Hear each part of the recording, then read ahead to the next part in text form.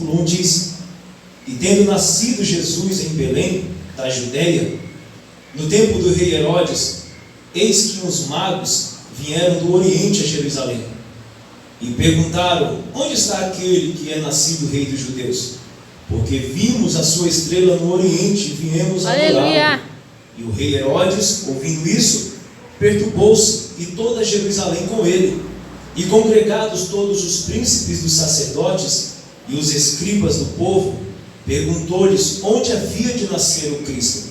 E eles lhe disseram: Em Belém da Judeia, porque assim está escrito pelo profeta: E tu, Belém, terra de Judá, de modo nenhum és a menor entre as capitais de Judá, porque de ti sairá o guia que há de apacentar o meu povo de Israel. Então Herodes, chamando secretamente os magos, se deteve sobre o lugar onde estava o menino. E vendo eles a estrela, alegraram-se muito com grande júbilo. E entrando na casa, acharam o menino com Maria sua mãe, e prostrando-se, o adoraram, e abrindo seus tesouros, lhe ofertaram dádivas, ouro, incenso e mirra. E sendo por divina revelação avisados em sonhos para que não voltassem para junto de Herodes, partiram para a sua terra por outro caminho. Amém? Glória a Deus, aleluia. Glória a Deus, Deus é fiel.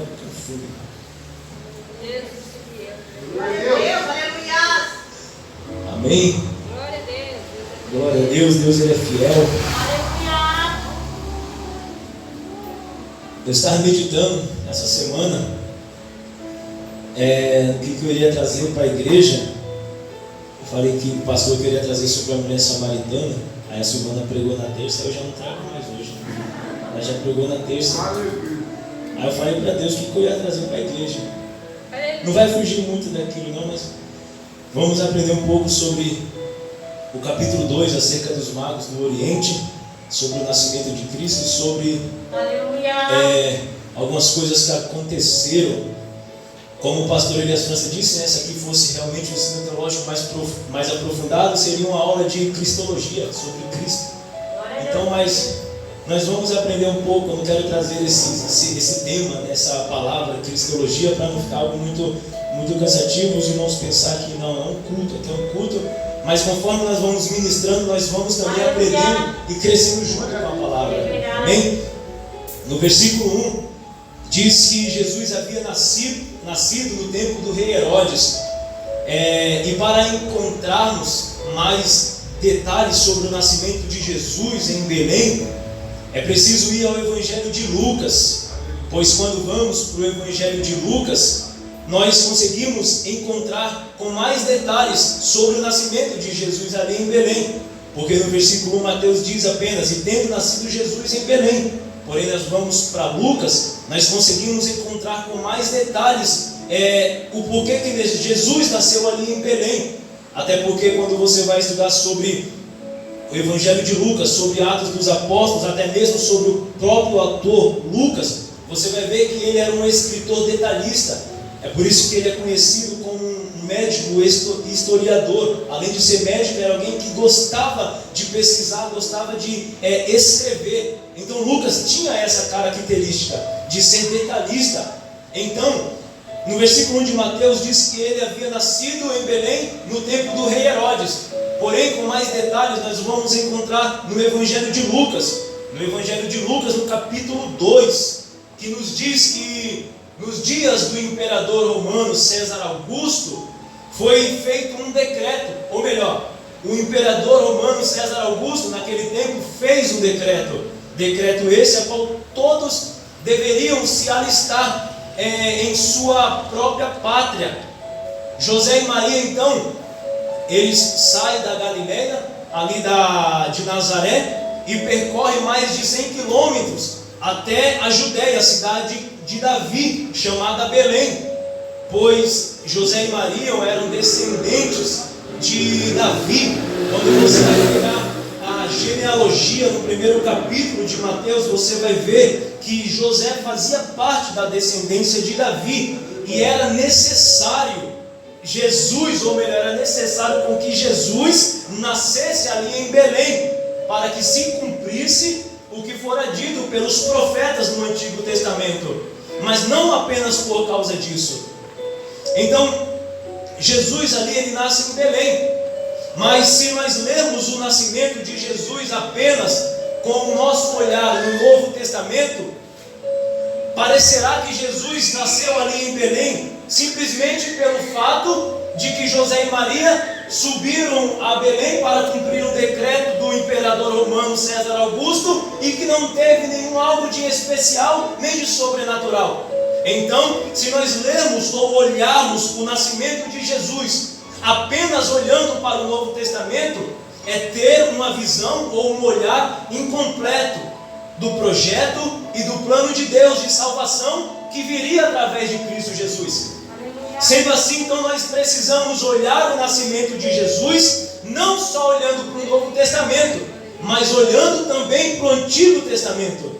Porque todos conhecem, ou a maioria sabem, que o Antigo Testamento fazia alusão a Cristo no Novo Testamento, era uma sombra do que iria acontecer.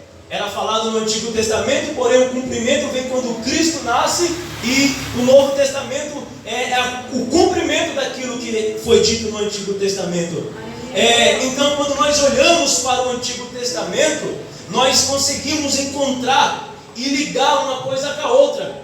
Conseguimos entender que o que aconteceu em Belém, quando Jesus nasce em Belém, não foi simplesmente pelo fato de um decreto que foi feito ou colocado pelo imperador romano César Augusto, não. Quando nós vamos para o Antigo Testamento, nós conseguimos entender que Deus já havia planejado tudo aquilo e que todas as etapas do projeto estavam nas mãos de Deus.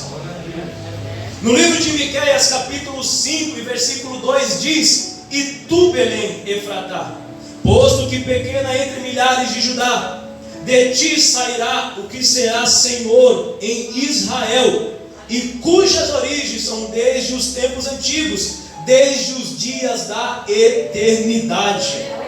Então, o fato de Jesus nascer em Belém não foi obra do acaso, mas era porque o plano de Deus desde a eternidade havia de ser executado desta forma. Deus já havia planejado isso. Deus já havia escrito que o Cristo, o Messias enviado, deveria nascer em Belém, na cidade de Davi. Porque conforme você vai ler o Antigo Testamento, você vai ver que pelos profetas, Deus sempre avisava que da raiz de Davi iria vir o Messias. Então, não era algo do acaso, não foi por acaso que Jesus nasceu ali, mas era um plano de Deus desde a eternidade e teria que ser executado desta forma. E voltamos para Mateus. Então, no Evangelho de Lucas, descobrimos alguns detalhes que nós não temos aqui em Mateus. Em Mateus ele diz que nasceu em Belém, porém em Lucas ele diz o porquê que ele foi em Belém, através de um decreto. Mas agora voltamos para Mateus, no versículo 1, onde Mateus diz que ele nasce em Belém, no tempo do rei Herodes. Porém, no mesmo versículo, a Bíblia diz que vêm os magos do Oriente a Jerusalém para adorar a Jesus Cristo. A Bíblia não diz quantos magos foram. E se a Bíblia não diz quantos magos foram, tudo que você lê, ou qualquer coisa que você estudar, qualquer número de magos que você encontrar em estudos, alguns dizem sim que foram 3, mas a Bíblia não diz quantos.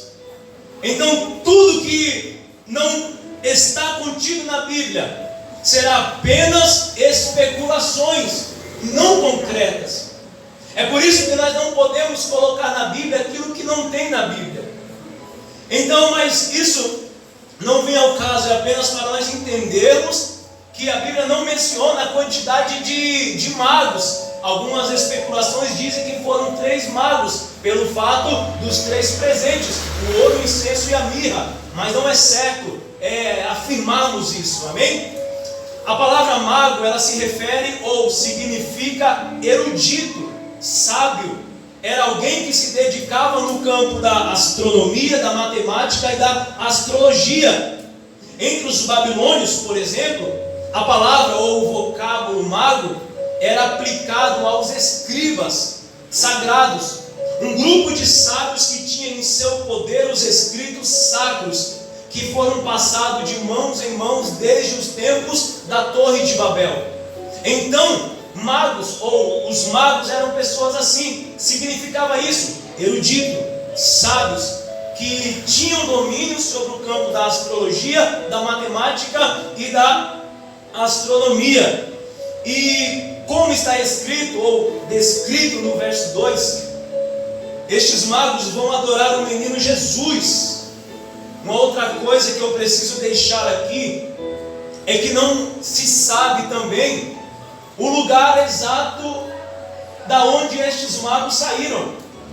A Bíblia diz que sim, eles vieram do Oriente para adorar a Jesus em Jerusalém, porém o Oriente não é localização incorreta, não é localização, melhor assim, de algo muito exato, não. É apenas uma localidade, uma região onde eles saem. Então é algo que nós devemos e temos que compreender, que não se sabe a localidade exata destes magos.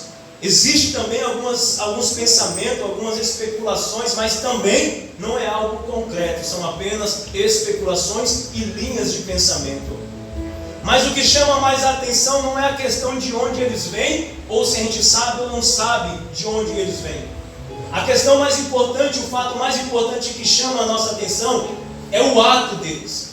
Foi o que eles fizeram quando eles encontraram Jesus. Sabemos, claro, que os magos não eram do povo de Israel, eram um povo gentil, eram pessoas gentias, pessoas de terras distantes. Porém, mesmo sendo de longe, de terras distantes, eles reconheceram aquela criança como rei, enquanto que os de Israel não o reconheceram, muito menos como o Messias enviado. Então a questão aqui que nós devemos nos apegar não é nem tanto de onde que eles vieram ou o seu lugar exato. Pouco importa, sim, é bom para estudo, para algumas coisas, porém o que é mais importante é o ato que eles fizeram. Foi o que eles fizeram diante de Cristo, diante do menino, que deve chamar a nossa atenção e que deve colocar a nossa mente como algo deve ser limitado. E isso chama a atenção por quê? Porque desde o nascimento de Jesus, nós já podíamos ver, ou a Bíblia nos mostra, que Jesus não veio apenas para os de Israel, mas Jesus veio para todo mundo.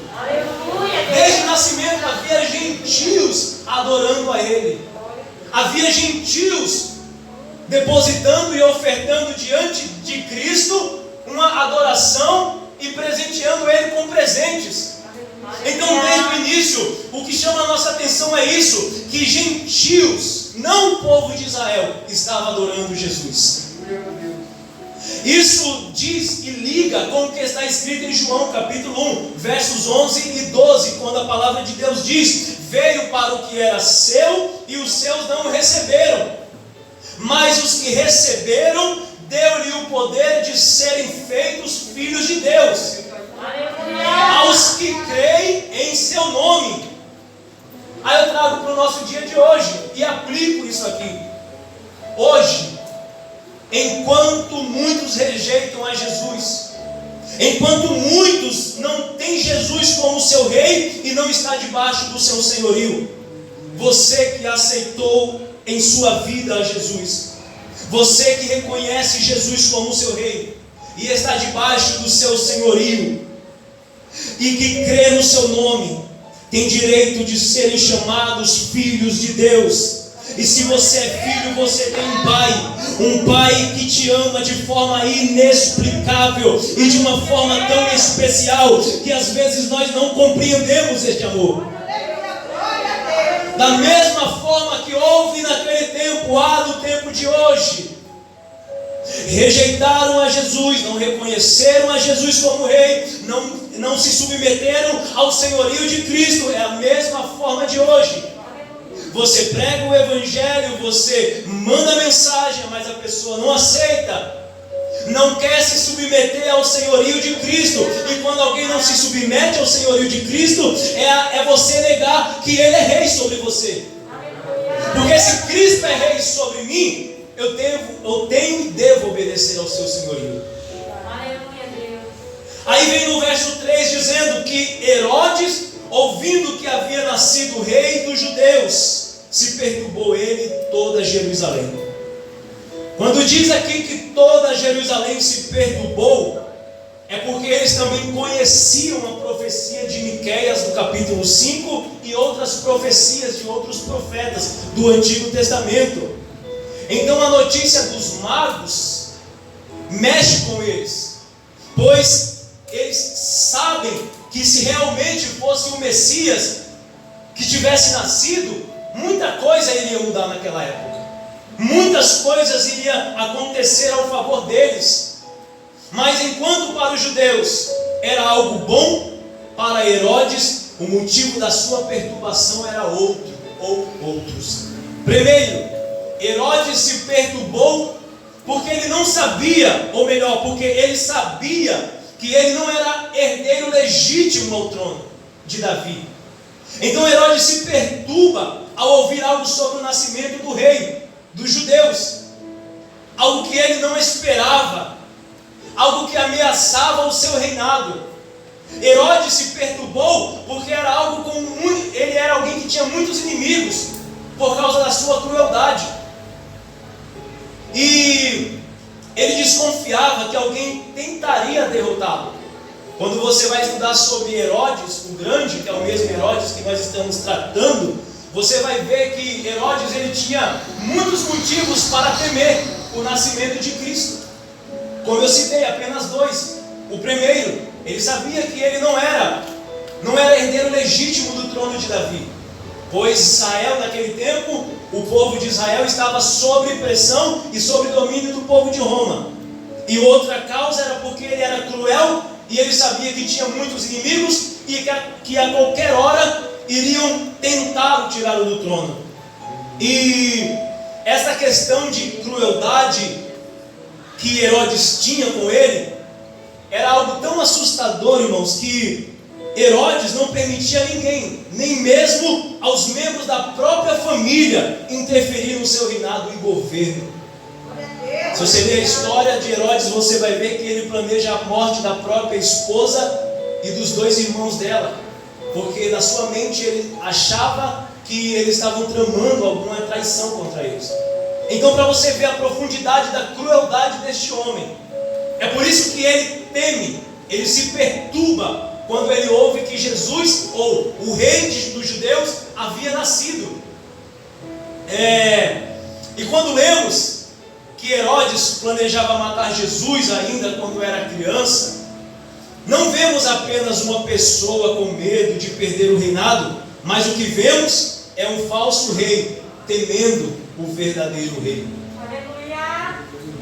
Porque Herodes até podia estar com o título de rei dos judeus naquela época, mas em Belém havia nascido o verdadeiro rei, não só dos judeus, mas de todos aqueles quanto aceitarem, lá e aqui também no nosso tempo. Glória a Deus.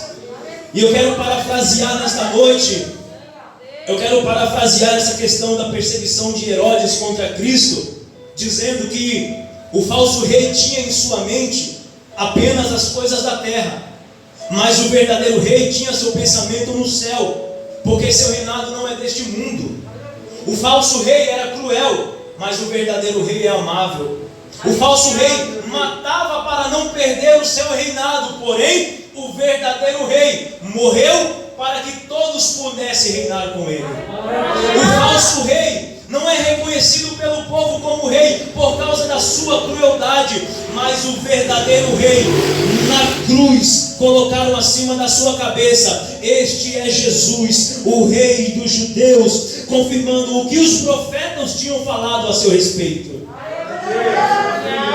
Então há uma diferença do falso ou do falsificador para o verdadeiro. E o que é legal é que o falsificador ele perturba o coração, mas o verdadeiro não. Aquele que anda em verdade não precisa ficar perturbado. Mas aquele que anda em falsidade sempre tem alguma coisinha puxando a sua orelha, coçando atrás da orelha. Porque ele é falsificador.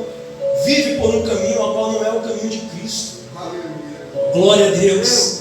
E a igreja hoje não serve a um rei falso, mas a um rei fiel e verdadeiro, e que breve virá para nos buscar, para juntos estarmos com Ele na glória eterna. Glória a Deus. E se hoje nós servimos a Ele em meio a estas dificuldades, imagine naquele grande dia, nós servimos a Ele aonde não vai haver mais choro e nem pranto nem dor. Aleluia. Glória a Deus. No verso 4, os líderes religiosos dos sacerdotes e dos escribas perguntam onde havia de nascer o Cristo. No 5, os magos dizem, em Belém, como foi dito pelo profeta. Aí no versículo 6, eles reproduzem o que Miqueias havia dito no capítulo 5 e versículo 2. Percebam que os líderes religiosos da época tinham essa ansiedade de saber quem era o Cristo. Eles tinham preocupação de saber aonde estava o Cristo, o Messias enviado, aquele que foi prometido pelos profetas do Antigo Testamento.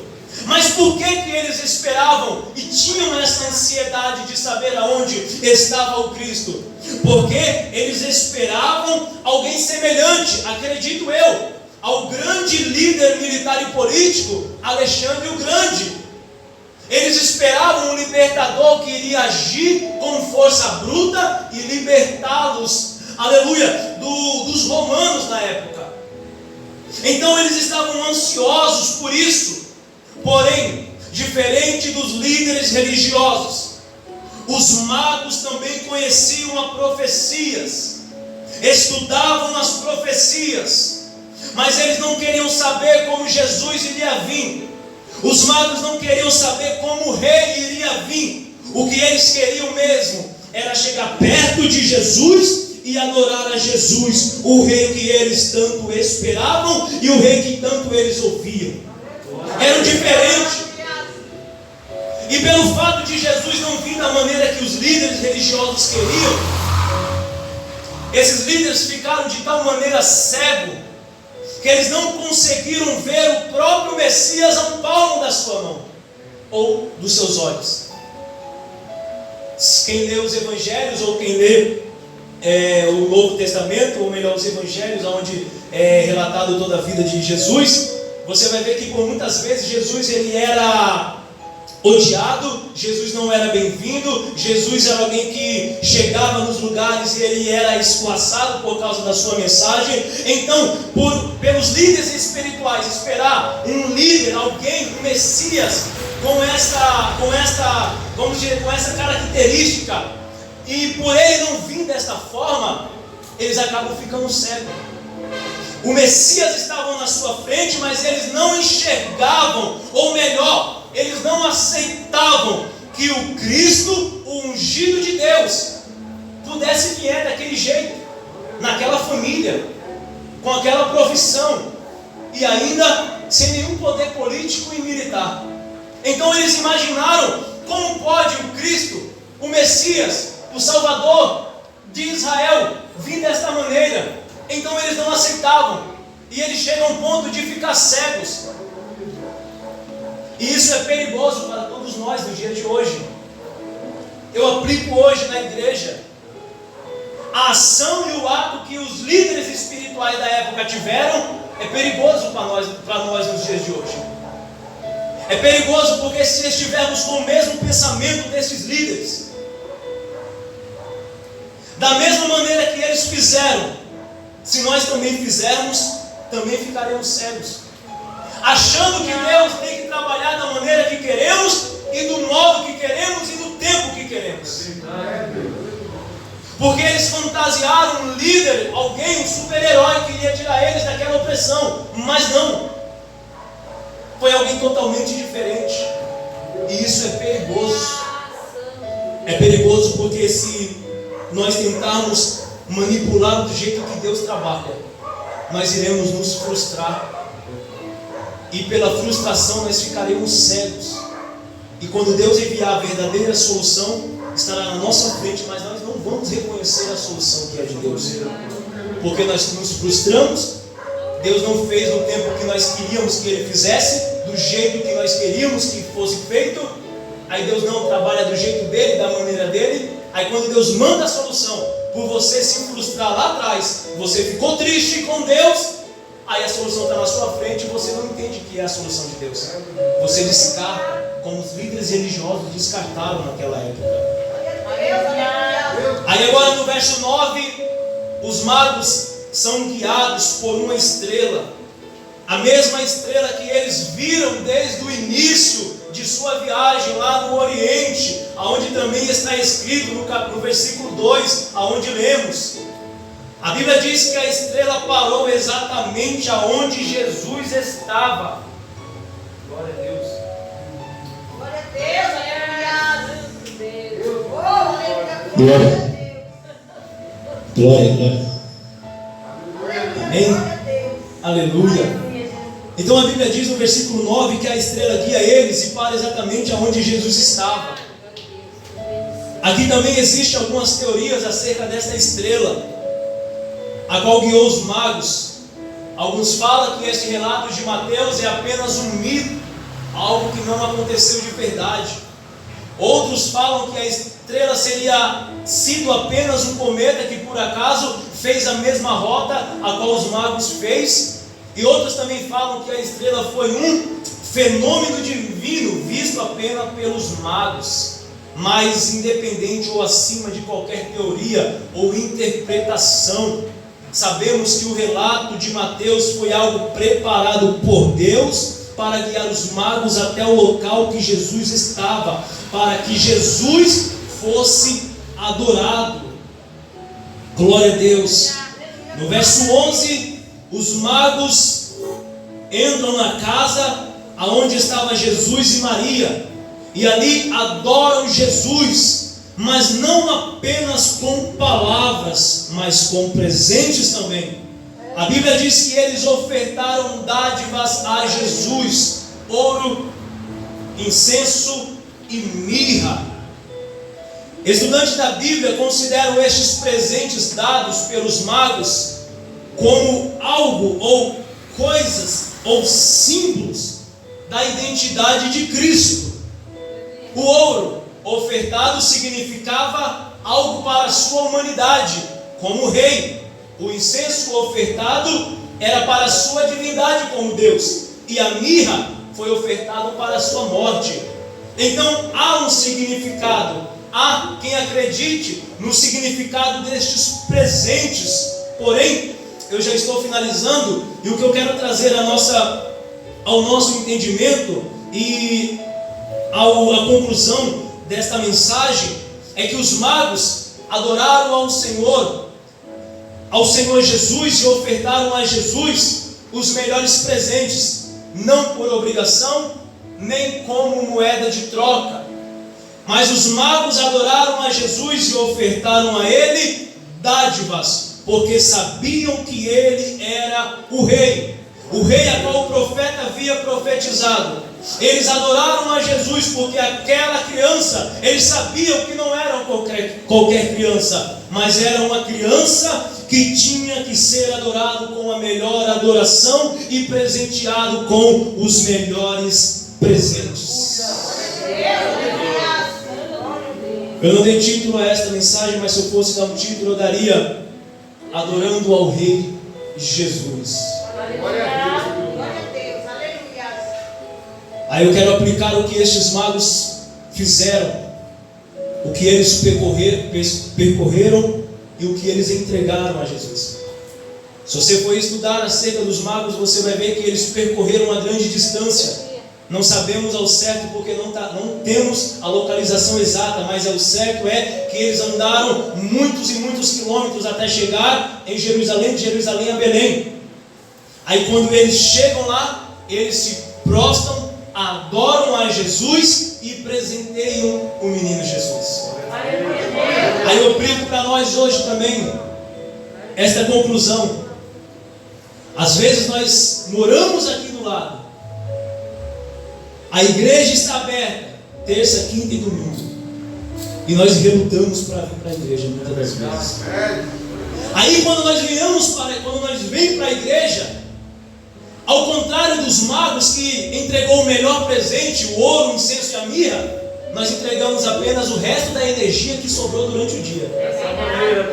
Glória a Deus, aleluia. Então, o que os magos nos ensinam, o que os magos ensinam para a gente hoje, nesta noite, é uma verdadeira adoração, como foi pregado pela diaconisa Silvana na terça. É por isso que Cristo disse que a hora vem, a hora é, que os verdadeiros adoradores adorarão o Pai em espírito e em verdade. Tem que haver verdade na nossa adoração. Eu não posso vir para o culto e falar que o que me atrapalhou foi a distância, foi a chuva, foi o trânsito. Não. Os magos atravessaram tudo apenas para encontrar o menino Jesus. Jesus tinha entre 1 ou 2 anos quando eles chegaram lá. Agora imagine 3 pessoas grandes, adultas, adorando um menino de 1 ou 2 anos, presenteando com ouro, com incenso e com mirra, os melhores presentes que eles poderiam oferecer naquela época. Aí eu faço uma pergunta para mim mesmo e para toda a igreja: o que nós estamos entregando para o Senhor Jesus hoje, durante o nosso culto?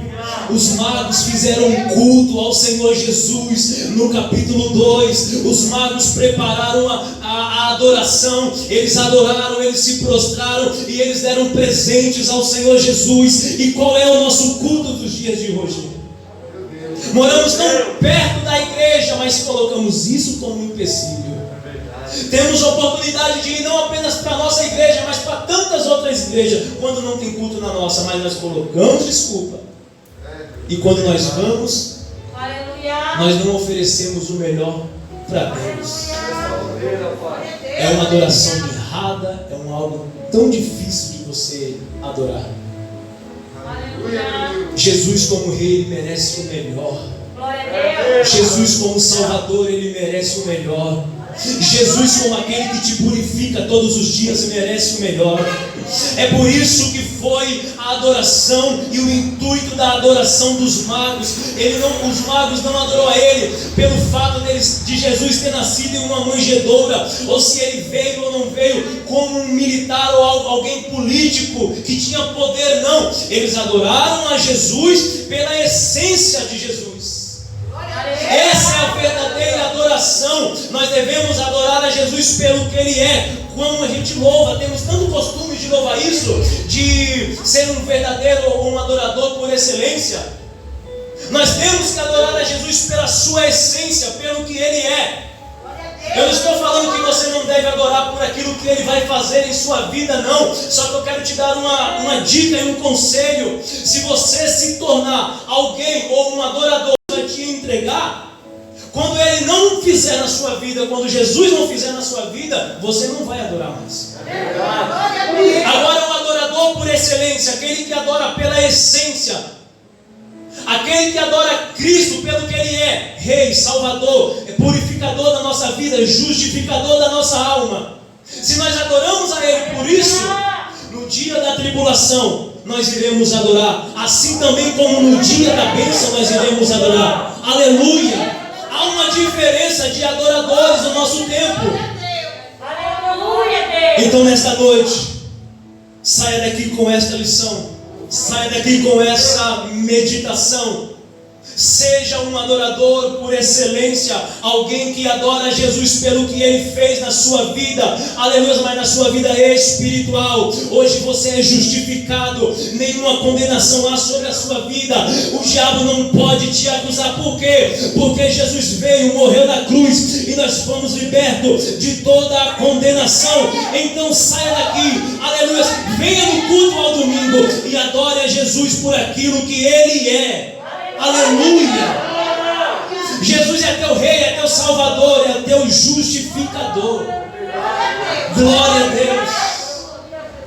Eles foram guiados por uma estrela. Hoje nós somos guiados pelo Espírito Santo de Deus a cada dia para estar na casa do Senhor. Amém? Glória a Deus! Se ponha de pé. Aleluia! Glória a Deus! Vou orar pela mensagem e passar para o pastor. Glória a Deus. Senhor Deus e Pai, obrigado, Espírito Santo de Deus, por Tua palavra, Deus. Obrigado, Espírito Santo, porque eu sei que o Senhor tem falado conosco. O Senhor é um Deus que deve ser adorado pelo que o Senhor é, Pai. Porque o Senhor é o nosso Rei, o nosso Salvador, aquele que nos justificou, aquele que nos libertou das mãos do diabo. Deus, nos ensina, Senhor, a Te adorar, Senhor amado, pela Tua essência, por aquilo que o Senhor é, Pai, não por aquilo que o Senhor tem a fazer em nossas vidas. Eu sei que o Senhor vai fazer, eu sei que o Senhor vai nos abençoar, mas Deus, não, meu Pai, não nos deixe, Pai, não deixe, Pai amado, que venhamos ser adoradores apenas, Pai, com forma de receber, mas que venhamos ser adoradores como estes magos, Pai, que chegaram diante do Senhor, adoraram ao Senhor, Pai, e presentearam ao Senhor com os seus melhores presentes. Deus, toma nossas vidas, nos ensina, Pai, até o arrebatamento da igreja, nos ensina a Te adorar, dia após dia, Senhor, na bênção, mas também na prova, na doença, mas também na saúde, na prosperidade, mas também na escassez, na dificuldade, Pai, mas também nos dias fáceis, Deus, na tribulação, mas também na bonança. Nos ensina a ser verdadeiros adoradores, Pai, que Te adora em espírito e em verdade. Glória a Deus, amém. Aleluia, glória a Deus. Eu creio que Deus tem falado conosco.